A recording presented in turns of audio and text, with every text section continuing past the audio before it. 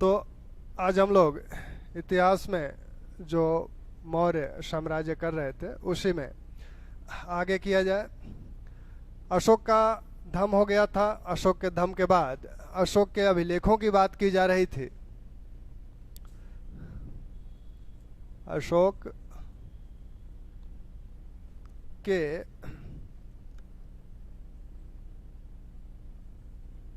अभिलेख, तो अशोक के अभिलेख,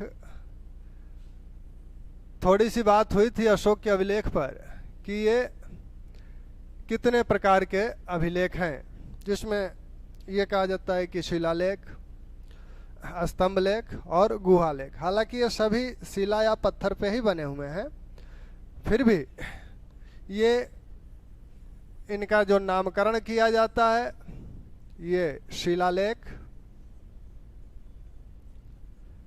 स्तंभ लेख, स्तंभ लेख और गुहा लेख या गुफा लेख। ठीक। अब अशोक ने अपने लेखों को, जो लेख उसके द्वारा लिखवाए गए हैं, वो शिलाओं पर लिखवाए गए हैं, पत्थर पर लिखवाए गए हैं। अब ये दो प्रकार के पत्थर हैं। दो प्रकार के पत्थर का मतलब कि ये सभी पत्थर पे ही हैं, लेकिन इन्हें शिलालेख कहा जा रहा है, इन्हें स्तंभ लेख कहा जा रहा है, इन्हें गुहा लेख कहा जा रहा है। ये जो है अमूमन सामान्यतः पहाड़ी क्षेत्रों में, जो पहाड़ियां हैं उस पे खुदे हुए हैं, और ये सामान्यतः जो मैदानी क्षेत्र है उसके साम्राज्य के, वहाँ हालांकि पहाड़ियाँ नहीं हैं, तो कैसे इन लेखों को वहाँ, इन अभिलेखों को वहाँ स्थापित किया जाए। तो इसके लिए अशोक ने चुनार के पत्थर से स्तंभ बनवाया और उन स्तंभों पर अपने लेखों को खुदवाकर फिर इन्हें मैदानी क्षेत्र में विभिन्न जगहों पर स्थापित किया गया। तो ये स्तंभ लेख बोले जाते हैं। गुहा लेख यानी जो गुफाएं अशोक द्वारा बनवाई गई थी, उन गुफाओं पर जो लेख हैं उन्हें गुहा लेख कहा जाता है। तो इस प्रकार शिलालेख के भी दो रूप हैं। एक आपका बृहद शिलालेख, दूसरा लघु शिलालेख। लघु शिलालेख और ऐसे ही स्तंभ लेख के भी दो रूप हैं, दो प्रकार के ये भी हैं। एक बृहद स्तंभ लेख, बृहद स्तंभ लेख, और दूसरे लघु स्तंभ लेख। सबसे पहले अशोक के जो लेख हैं वो लघु शिलालेख है, उसके बाद बृहद शिलालेख और फिर आपके स्तंभ लेख हैं। तो सबसे पहले जिन लेखों को अशोक ने खुदवाया था वो आपके लघु शिलालेख हैं, फिर बृहद शिलालेख खुदवाए गए, फिर स्तंभ लेख खुदवाए गए। अशोक अपने 6वें स्तंभ लेख में कहता है कि राज्याभिषेक के 12वें वर्ष से हमने धमलिपियों को खुदवाना शुरू किया, और इन लेखों में अशोक के जिस कार्यकाल का विवरण है वो उसके राज्याभिषेक के 8वें वर्ष से 27वें वर्ष तक के काल का इन लेखों में विवरण मिलता है। तो अगर ये कहा जाए कि अशोक ने सबसे पहले किन अभिलेखों को खुदवाया, तो वो हैं आपके लघु शिलालेख, फिर बृहद शिलालेख, फिर स्तंभ लेख। अब इन अभिलेखों की खोज कैसे हुई, किसने किया? तो अब इन अशोक के अभिलेखों की खोज जो हुई वो 1750 में 50 ईस्वी में टी पेनथेलर द्वारा, टी पेनथेलर द्वारा इसकी खोज की गई थी। और यह जो खोज की गई 1750 में टी पेनथेलर द्वारा, यह किसकी खोज की गई, किस अभिलेख की? तो दिल्ली मेरठ स्तंभ लेख, दिल्ली मेरठ स्तंभ लेख को टी टी पेंथेलर ने सबसे पहले 1750 ईस्वी में खोजा था। इसके बाद इन अभिलेखों को पढ़ने की बात आई, तो इन अभिलेखों को कैसे पढ़ा जाए, क्योंकि प्राकृत में है। तो पढ़वाने का सबसे पहले प्रयास फिरोज तुगलक ने किया था। फिरोज तुगलक ने इन अभिलेखों को पढ़वाने का सबसे पहले प्रयास किया था, लेकिन सफलता नहीं मिली थी। सफलता कब मिली? अभिलेखों को पढ़ने में सफलता अभिलेखों को सबसे पहले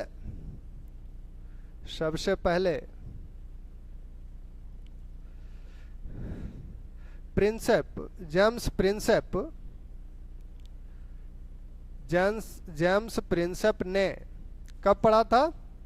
1837 ईस्वी में पढ़ा था। तो जेम्स प्रिंसेप ने 1837 ईस्वी में सबसे पहले इन अभिलेखों को पढ़ा था। जेम्स प्रिंसेप कलकत्ता टकसाल के एक अधिकारी थे, कलकत्ता टकसाल में नियुक्त अधिकारी थे और एशियाटिक सोसाइटी से भी जुड़े हुए थे।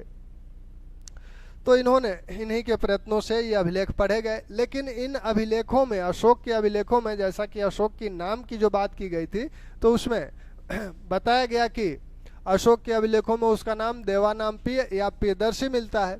तो इस देवानामपीय की पहचान प्रिंसेप ने श्रीलंका के शासक तिस से कर डाली।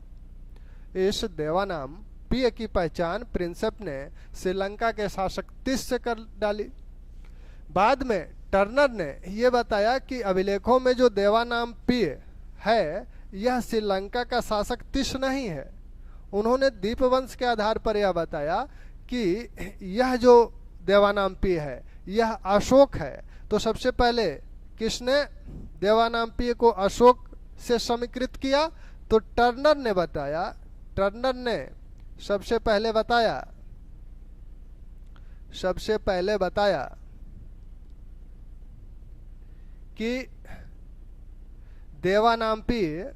देवानामपीय का प्रयोग अशोक के लिए किया गया है। अशोक के लिए किया गया है। और यह किस आधार पे बताते हैं? दीपवंश के आधार पर यह बात टर्नर ने बताई। दीपवंश सिंगली अनुसूतियां हैं, दीपवंश के आधार पर टर्नर ने यह बात बताई थी। तो अशोक के अभिलेखों को सबसे पहले खोजा गया वो अभिलेख है दिल्ली मेरठ स्तंभलेख। सबसे पहले जो अभिलेख पढ़ा गया वह है दिल्ली टोपरा अभिलेख। प्रिंसेप ने जिस अभिलेख को सबसे पहले पढ़ा था वह अभिलेख कौन सा है? दिल्ली टोपरा अभिलेख। तो दिल्ली टोपरा अभिलेख को प्रिंसेप ने सबसे पहले पढ़ा था। तो अशोक के ये जो अभिलेख हैं इनकी अन्य विशेषताएं क्या हैं? जो शिलालेख जिन्हें कहा जा रहा है ये दो प्रकार के हैं, बृहद शिलालेख और आपके लघु शिलालेख। तो जो बृहद शिलालेख हैं इनमें ये 8 स्थानों से, बृहद शिलालेख 8 स्थानों से प्राप्त हुए हैं। कितने स्थानों से प्राप्त हुए हैं? 8 स्थानों से प्राप्त हुए हैं। 8 स्थान से प्राप्त हैं ये। इनमें लेख कितने हैं? 14 लेख अंकित हैं। प्रत्येक शिलालेख पर, प्रत्येक बृहद शिलालेख पर 14 लेख अंकित हैं और ये पाए गए हैं 8 स्थानों से। अब ये जो 8 स्थानों से जो पाए गए हैं तो ये 8 स्थान कौन कौन से हैं? 8 स्थान जो आप देखेंगे तो 8 स्थान इनके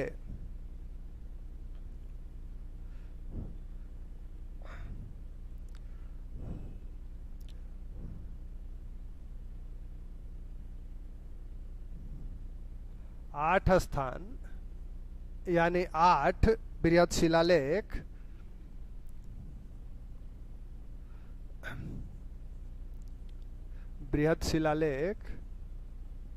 कहाँ कहाँ से मिले हैं?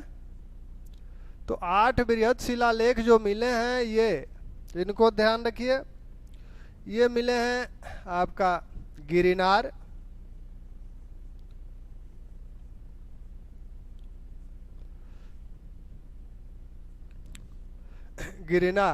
बृहद शिलालेख।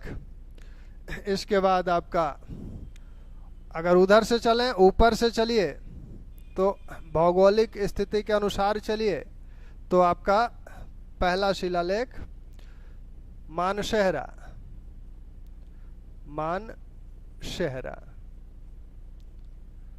दूसरा शहबाजगढ़ी,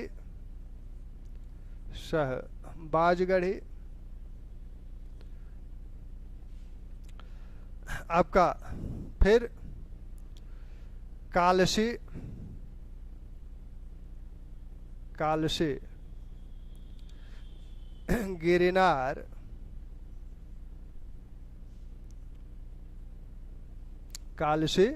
गिरिनार, फिर आपका सोपारा,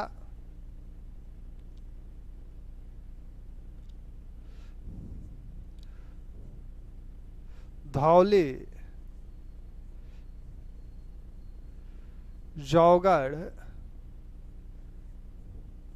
एरगुड़ी। तो ये आपके शिलालेख हैं। इनके 8 शिलालेख हुए, 1 2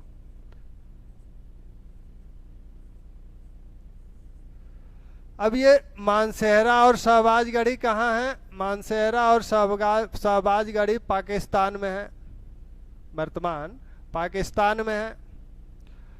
शहबाजगढ़ी पेशावर जिला में, कालशी ये आपका उत्तराखंड के देहरादून में है, में। गिरिनार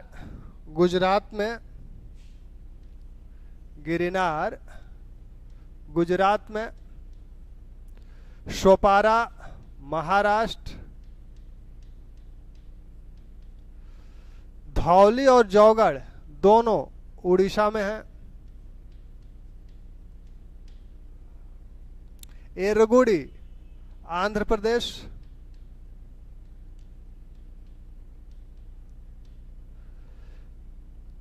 ठीक।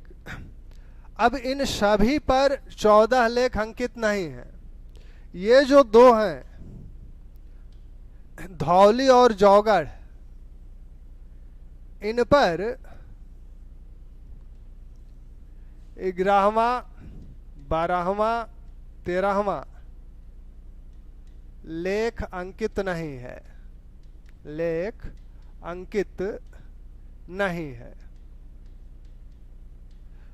इसकी जगह 2 पृथक लेख अंकित हैं, 2 पृथक लेख अंकित हैं, जिन्हें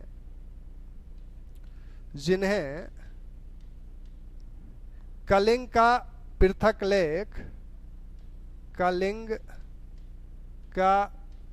लेख बोला जाता है, ठीक। तो 11 12 13 ये जो हैं धौली जौगढ़ पर अंकित नहीं है। इनकी जगह 2 पृथक लेख अंकित हैं, जिन्हें कलिंग का पृथक अभिलेख या कलिंग का पृथक लेख बोला जाता है। अन्य सभी पर आपके 14 लेख अंकित हैं। तो शिलालेख, बृहद शिलालेख जो है वो 8 मिले हुए हैं अब तक, और इनमें 14 लेख अंकित हैं धौली जौगढ़ को छोड़कर। यह जो धौली जौगढ़ लेख है, इसी पर सिर्फ पृथक शिलालेख मिला है। हालांकि एक कर्नाटक श्रेणी भी सन्नाति से लघु शिलालेख मिला है, जिस पर ये पृथक लेख उस पर भी अंकित हैं। तो अगर कहा जाए कि पृथक लेख किस पे अंकित हैं, तो वो आपके धौली और जौगढ़ पे तो हैं ही, साथ में लघु शिलालेख सन्नाति पर भी हैं। अशोक जो ये लेख लिखवाया है, ये कितनी लिपियों में है या किस लिपि में है? तो अशोक के जो लेख हैं वो 4 लिपियों में हैं।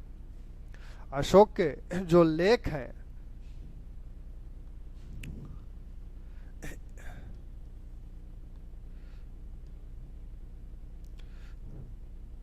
अशोक के लेख, अशोक के अभिलेख 4 लिपियों में है। 4 अशोक के अभिलेखों में 4 लिपियां प्रयोग की गई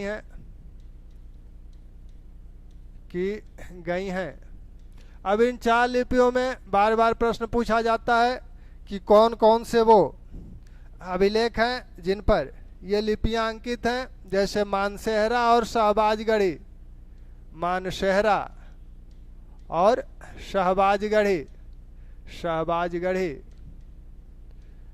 ये दोनों में जिस लिपि का प्रयोग किया गया है वो आपकी खरोष्टी लिपि है। इस पर खरोष्टी लिपि है। इस पर जो अभिलेख ये मानसेहरा और शहबाजगढ़ी पर जो लेख अंकित किए गए हैं, खुदवाए गए हैं, वो खरोष्टी लिपि में है। वैसे ही आपका लघमान काबुल के पास है और तक्षशिला से ये शिलालेख लघु शिलालेख हैं सभी। लघु, ये आपका मानसेहरा और शहबाजगढ़ी आपका बृहद शिलालेख है और ये सभी लघु शिलालेख हैं। ये लघमान और तक्षशिला के जो लेख हैं ये अरामेइक लिपि में है, अरामेइक लिपि में है। और सरेकुना, सरेकुना यह कंधार के पास है। यह लेख अभिलेख जो है इसकी लिपि 2 है, यह द्विलिपिक है, द्विलिपिक लेख है। 2 लिपियां कौन कौन सी हैं इसकी? अरामेइक है और यूनानी है, अरामेइक और यूनानी। तो अशोक के अभिलेखों में, इन अभिलेखों में मानसेहरा और शहबाजगढ़ी में के जो लेख हैं वो खरोष्टी लिपि में है। लघमान और तक्षशिला के जो लेख हैं वो आपके अरामेइक लिपि में है। सरेकुना से जो लेख प्राप्त हुआ है, अभिलेख प्राप्त हुआ है, वह आपका अरामेइक और यूनानी दोनों लिपियों में है। तो इस तरह से अगर देखा जाए तो द्विलिपिक लेख जो अशोक का है, द्विलिपिक अभिलेख जो अशोक का है वो सरेकुना का है। इसमें अरामेइक और यूनानी का प्रयोग किया गया है, यानी एक लिपि अरामेइक हुई और एक खरोष्टी हुई, एक यूनानी हुई। तो आपकी 3 लिपियां तो ये हो गई। इन अभिलेखों को छोड़कर अन्य सभी अभिलेख आपके प्राकृत में लिखे गए हैं, ब्राह्मी लिपि है। तो इस तरह से आप 4 लिपियां जो देखते हैं, 4 लिपियां वो कौन कौन सी हैं? 4 लिपियां जो हैं वो आपका ब्राह्मी, खरोष्टी, अरामेइक और यूनानी। अब सवाल ये पूछा जाता है बार बार कि खरोष्टी लिपि में निम्न में से उसका कौन सा लेख है, या अरामेइक लिपि में कौन है, या किस लेख पर 2 लिपि में कौन सा लेख 2 लिपियों में है। अशोक के लेखों में कितनी लिपियों का प्रयोग किया गया है? तो 4 लिपियों में अशोक के लेख हैं। इनको छोड़कर अन्य सभी अभिलेख आपके, इनको छोड़कर अन्य सभी अभिलेख ब्राह्मी लिपि में है। ठीक। अशोक के जो अभिलेख हैं उसकी बात हमने बताई कि अशोक ने अपने शासन काल के 12वें वर्ष में सबसे पहले अभिलेख खुदवाया था। 6वें स्तंभ लेख में वह कहता है, 6वें स्तंभ लेख के अनुसार अशोक अशोक अपने राज्याभिषेक के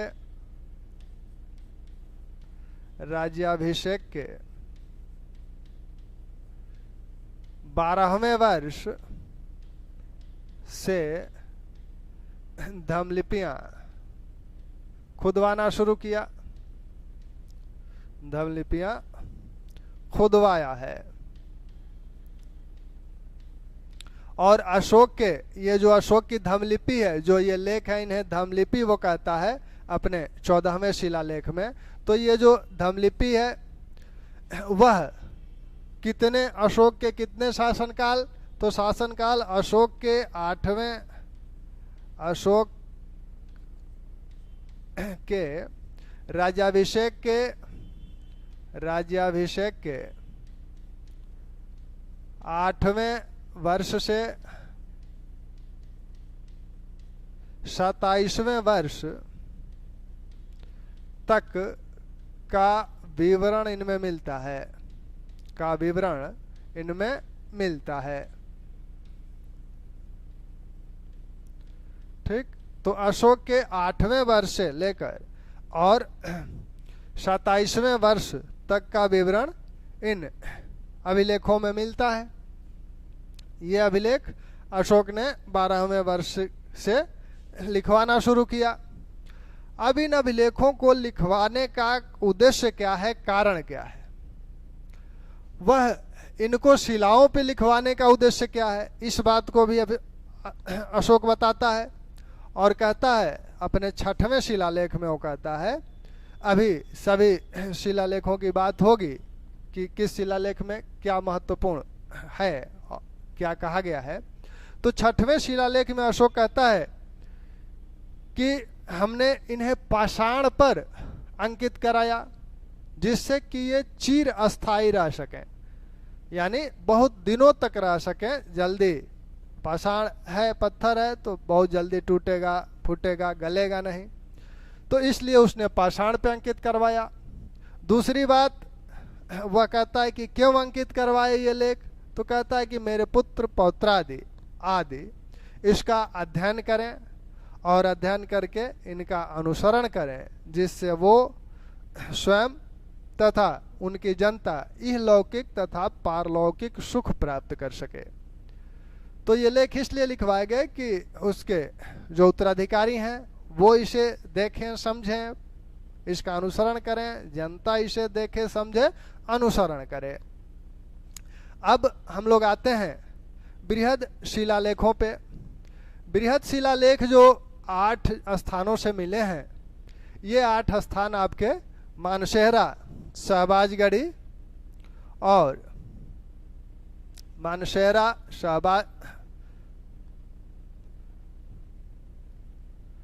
ये 8 स्थान आपके मानसेहरा, शहबाजगढ़ी, शहबाजगढ़ी, कालसी, गिरनार, सोपारा, धौली, जौगढ़, एरीगुड़ी है। इनमें आपने देखा ही धौली और जौगढ़ में 11वां, 12वां, 13वां लेख अंकित नहीं है। यह लेख अशोक ने इस पर क्यों नहीं अंकित कराया, क्योंकि ये लेख उड़ीसा से प्राप्त हुए हैं, उड़ीसा में ये लिखवाए गए थे और वहाँ के लोगों को अशोक कलिंग युद्ध के परिणामों की याद नहीं दिलाना चाहता था, इसलिए उसने ये अभिलेख नहीं 11, 12, 13 यहाँ नहीं अंकित कराया। उसकी जगह 2 अन्य लेख अंकित कराए गए, जिन्हें पृथक कलिंग लेख बोला जाता है। पृथक कलिंग का पृथक लेख या पृथक कलिंग लेख बोला जाता है। अब इस पृथक कलिंग लेख में उसने क्या लिखवाया है, तो पृथक कलिंग लेख में वह सीमांत प्रांतों संबंधी अपनी नीति की घोषणा करता है। साथ में वहाँ जो नियुक्त व्यवहारिक नगर व्यवहारिक हैं, नगर व्यवहारिक जो अधिकारी होते थे वो न्यायाधीश कहलाते थे। तो जो न्यायाधीश वहाँ नियुक्त हैं, नगर व्यवहारिक जो हैं वहाँ, उनसे वह कहता है कि यहाँ पर आप निष्पक्ष होकर न्याय करेंगे और समानता के साथ न्याय करेंगे। यानी अपने नगर व्यवहारिकों को यह निर्देश देता है कि यहाँ पर निष्पक्ष और समान न्याय होना चाहिए। इन्हीं पृथक कलिंग लेखों में अशोक कहता है, समस्त जनता मेरी संतान है, समस्त जनता मेरी संतान है। जैसे मैं अपनी संतान के इहलौकिक तथा पारलौकिक सुख की कामना करता हूँ, वैसे ही मैं सबके सभी संपूर्ण प्रजा के इहलौकिक तथा पारलौकिक सुख की इच्छा करता हूँ या कामना करता हूँ। तो तीन महत्वपूर्ण बातें इस पृथक कलिंग लेख में कही गई है। प्रथम पृथक कलिंग लेख में वो कहता है कि सभी मेरी संतान है, और जिस तरह से मैं अपने संतान के ये लौकिक तथा पारलौकिक सुख की कामना करता हूँ, वैसे ही कामना सभी के लिए करता हूँ। ये जो बातें कही जा रही हैं आपको जो हम डिस्कस कर रहे हैं, ये सारे प्रश्न कहीं ना कहीं किसी न किसी रूप में पूछे हुए प्रश्न हैं। अगर नहीं भी पूछे गए हैं, दूसरे रूप में पूछे गए हैं, इसलिए इनका ध्यान जरूर रखिएगा, क्योंकि ऐसा ना हो कि एग्जाम में आप मिस करें, ये लगे कि हाँ लेक्चर सुना तो था लेकिन मिस हो गया। ऐसा ना करिएगा, क्योंकि जो भी बातें होंगी यहाँ इम्पोर्टेंट बात ही होगी। और चूंकि आप टीजीटी, पीजीटी, जेआरएफ नेट के हैं, इसलिए आपसे गहन अध्ययन की ही उम्मीद की जाती है। टीजीटी का जो पेपर है, आपको पिछले वर्ष से पीछे जब जाएंगे तो वो पेपर टीजीटी या पीजीटी के वो आपको आसान से लगेंगे, लेकिन पिछले वर्ष का जो पेपर है वो पैटर्न थोड़ा सा बदला हुआ है। तो हमें जहाँ तक लगता है कि इस बार चूंकि टीजीटी में इंटरव्यू नहीं है, तो पेपर का स्तर थोड़ा सा ऊपर होना चाहिए।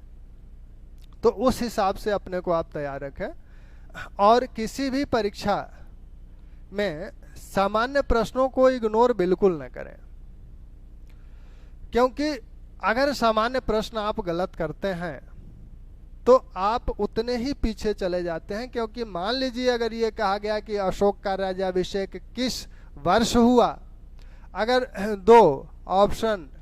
4 ऑप्शन आपको दे दिए गए और ये कहा गया कि इसका राज्याभिषेक कब हुआ, तो आप इनमें से सही उत्तर, अगर इस प्रश्न का सही उत्तर टिक नहीं करते हैं तो हजारों लड़कों से आप पीछे चले जाएंगे इस एक प्रश्न को लेकर। इस एक गलती आप इसका नंबर नहीं पाएंगे, लेकिन हजारों ऐसे लड़के हैं जो ये सही करेंगे और इसका नंबर उन्हें मिलेगा। अब इस एक नंबर को जो आपने यहाँ गंवाया इस प्रश्न में, इसकी भरपाई आप कहाँ करेंगे?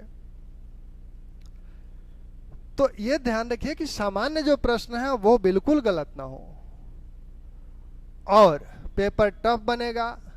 आप अगर डीपली अध्ययन किए हैं तो आप प्लस में रहेंगे, फायदे में रहेंगे। आप 2, 4, 5, 10 प्रश्न की लीड लेने की स्थिति में रहेंगे, और वो आपका सिलेक्शन दिलवाने के लिए पर्याप्त होगा।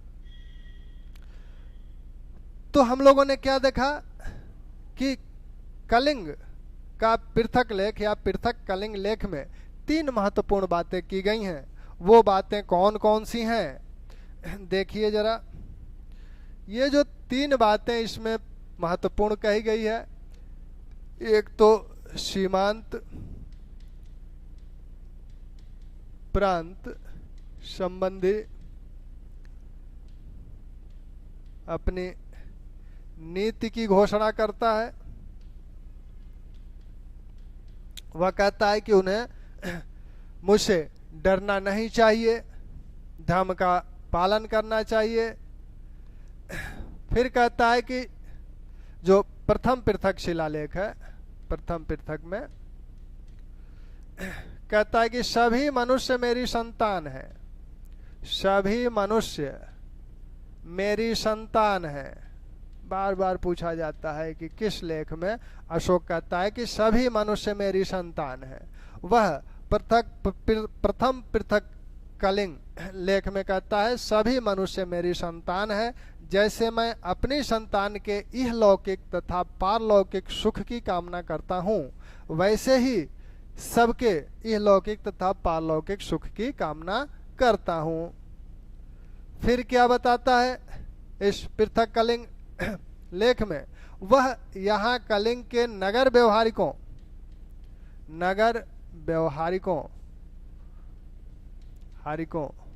को निष्पक्ष होकर न्याय करने का निर्देश देता है। निष्पक्ष होकर न्याय करने का निर्देश देता है। ठीक, निष्पक्ष होकर न्याय करने का वह निर्देश देता है। तो ये तीन बातें आप पृथक कलिंग लेख के संदर्भ में बिल्कुल ध्यान रखें। अब आइए, अब इन अभिलेखों की अगर बात करें कि अन्य जो 14 अभिलेख हैं, ये 14 क्या क्या हैं, तो प्रथम जो लेख है बृहद शिलालेख में उल्लिखित बातें, बृहद शिलालेख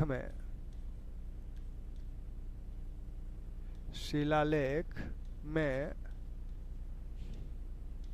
उल्लिखित महत्वपूर्ण बातें।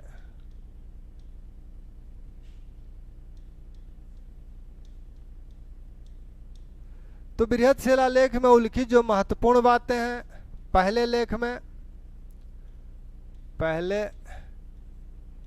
में क्या कहा गया है? जीव हिंसा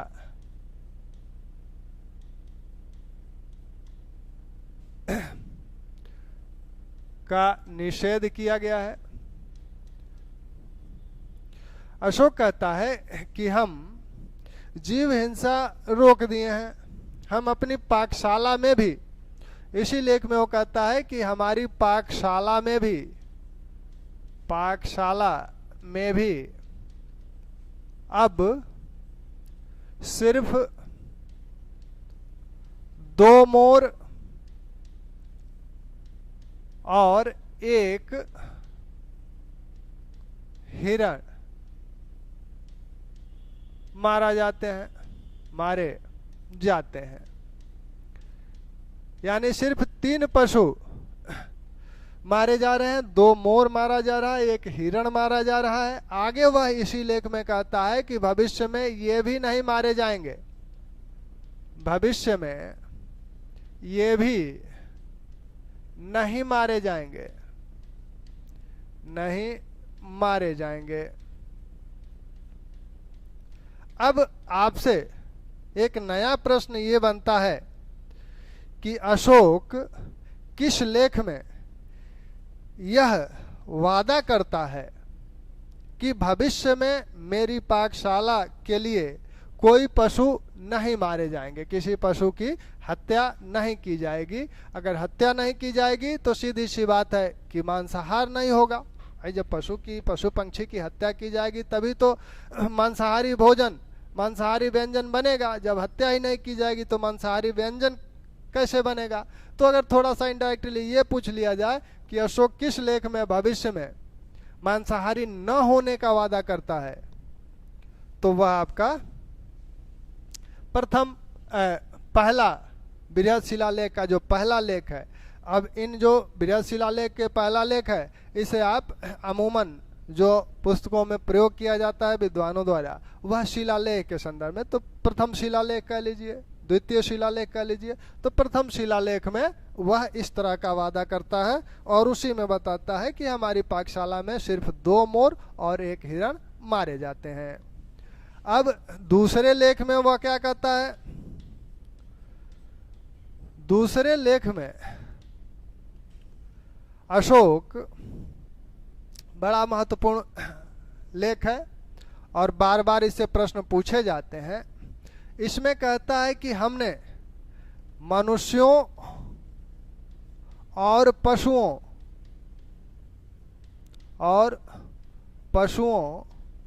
के लिए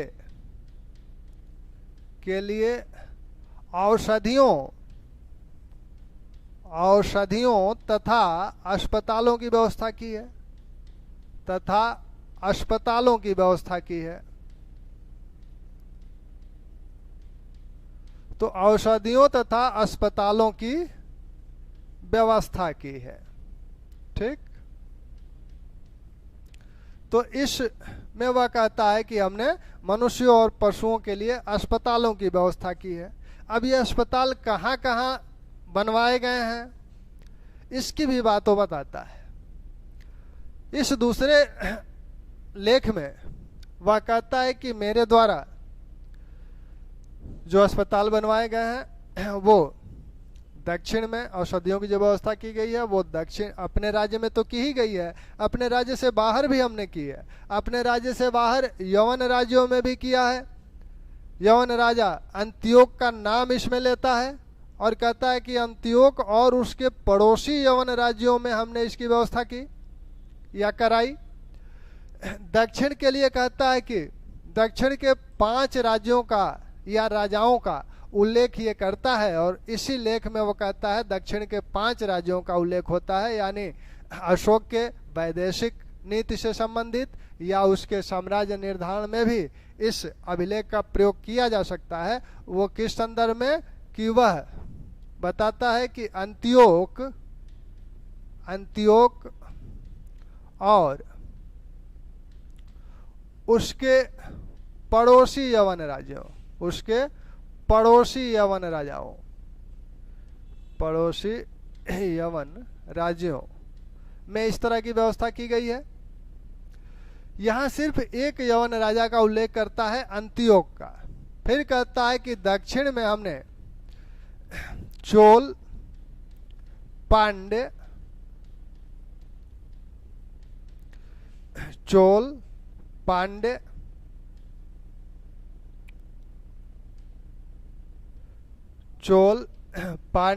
केरलपुत्र, सत्यपुत्र और ताम्रपाणी में इस तरह की व्यवस्थाएं हुई। यानी वह यहाँ चोल, पांड्य, केरलपुत्र, सत्यपुत्र और ताम्रपाणी की बात करता है। दक्षिण भारत में आप जानते हैं कि दक्षिण भारत में ये जो क्षेत्र है ये चोलों का क्षेत्र है। यह जो क्षेत्र है यह पांड्यों का है, पांड्य है। यह जो क्षेत्र है यह सत्यपुत्र और केरल का है। तो अशोक इन राज्यों की भी बात करता है, यानी दक्षिण के जिन राज्यों की बात करता है उसमें आपके 5 राज्य हैं, केरल, चोल, पांड्य, केरल पुत्र, सत्यपुत्र और ताम्रपाणी। अब चोल पांड्य जो है ये शब्द बहुवचन जैसा लगता है, बहुवचन रूप में प्रयोग किया गया है। वैसे ही आपका केरल पुत्र, सत्य पुत्र एक वचन के रूप में प्रयोग किया गया है।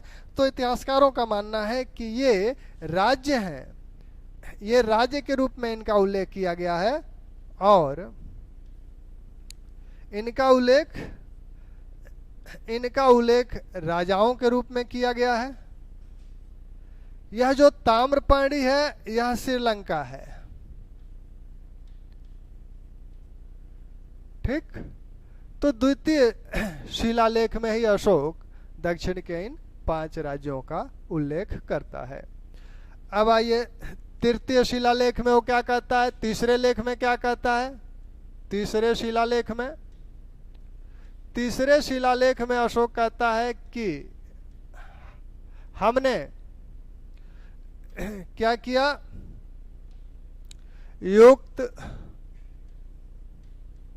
रज्जुक और प्रादेशिक को 5 वर्षीय अपने क्षेत्र में 5 वर्षों पर दौरा पर जाने को कहा। दौरा पर जाने को कहा। अनुशयान, इसको अनुशयान बोला गया है। तो वो कहता है कि युक्त, रज्जुक और प्रादेशिक को 5 वर्षीय दौरा पर जाने को कहता है तीसरे शिलालेख में। अब प्रश्न ये पूछा जा सकता है या पूछा जाता है कि तीसरे शिलालेख में अशोक निम्न में से किन पदाधिकारियों का उल्लेख नहीं करता है? तो इन 3 के अलावा किसी अन्य पदाधिकारी का एक विकल्प में अगर नाम रहे तो प्रश्न बन जाएगा। तो इस प्रकार इनका ध्यान रखें। 5 वर्षीय दौरा पर जाने को कहता है। अब ये 5 वर्षीय दौरा पर तो जाते हैं, लेकिन जो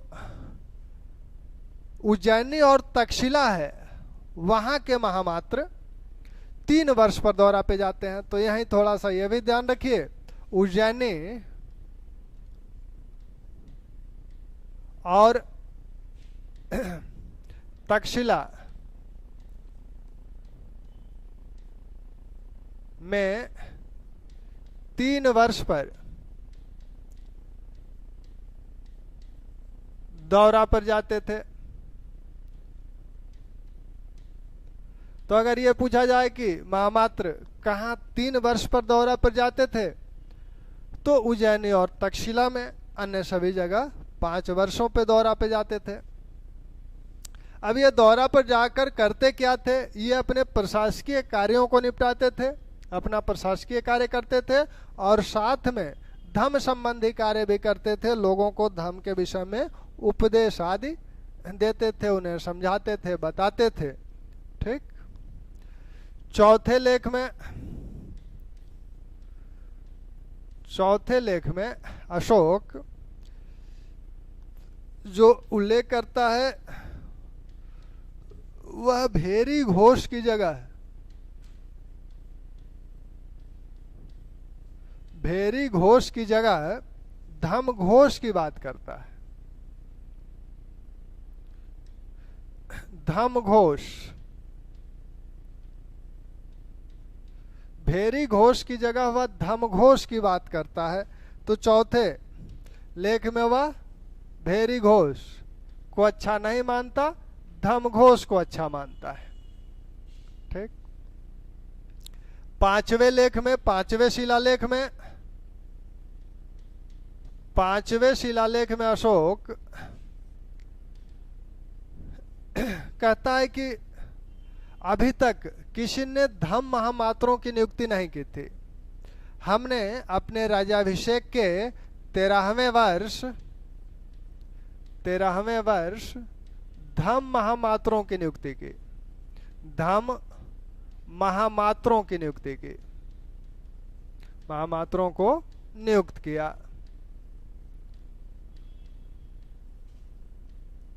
अब ये धम महामात्र करेंगे क्या? हालांकि इनकी बात मौर्यकालीन प्रशासन में भी होगी, लेकिन फिर भी यहां जान लीजिए। धम महामात्रों का कार्य है। पहला तो बार बार ये पूछा जाता है कि धम महामात्रों की नियुक्ति कब हुई? तो धम महामात्रों की नियुक्ति राज्याभिषेक के 13वें वर्ष हुई। किस अभिलेख में इसका उल्लेख है? तो 5वें शिलालेख में इसका उल्लेख अशोक करता है। अगर ये पूछा जाए कि धम महामात्रों की नियुक्ति सबसे पहले किसने की थी, तो अशोक इसमें साफ साफ कहता है कि पहले धम महामात्रों की नियुक्ति नहीं हुई थी, हमने धम महामात्रों की नियुक्ति की। यानी अशोक पहला शासक है जिसने धम महामात्रों की नियुक्ति की। वह कहता है कि ये धम महामात्र करेंगे क्या? विभिन्न संप्रदायों के बीच समन्वय स्थापित करेंगे। धम महामात्र विभिन्न संप्रदायों के बीच, ब्राह्मण, श्रमण और जितने संप्रदाय हैं उन सब के बीच समन्वय स्थापित करेंगे। साथ में राज दरबार या राजा द्वारा दिए गए दानों के समुचित प्रयोग की व्यवस्था करेंगे। ठीक। इन्हें कुछ न्यायिक अधिकार भी अशोक ने दिया था ये न्यायाधीशों द्वारा दिए गए दंडों की जांच करते थे दौरे पर जब जाते थे तो, और जो बूढ़े या बुजुर्ग अपराधी थे उन्हें ये मुक्त भी कर सकते थे या उनकी सजा को कम भी कर सकते थे। तो ये अधिकार भी धम्म महामात्रों को दिया गया था। 6वें शिलालेख में अशोक क्या कहता है? 6वें शिलालेख में सबसे पहले तो वो यह बताता है कि हमने इन धम्मलिपियों को, ये जो लेख हैं अशोक के, इनको क्यों खुदवाया था? तो इसी में कहता है कि इनको शिलाओं पर यानी इनको पत्थर पर इसलिए खुदवाया गया, इसलिए खुदवाया गया कि ये चिर अस्थाई हो सके। दूसरी बात कहता है कि हमारे पुत्र पौत्रादि हमारे पुत्र पौत्रादि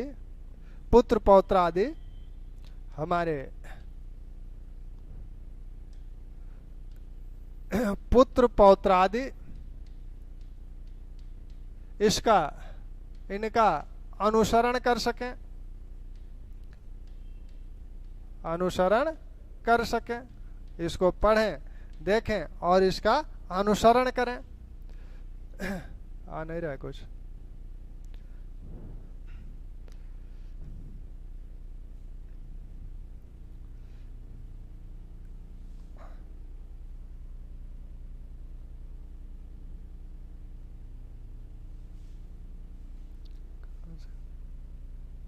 अभी नहीं है।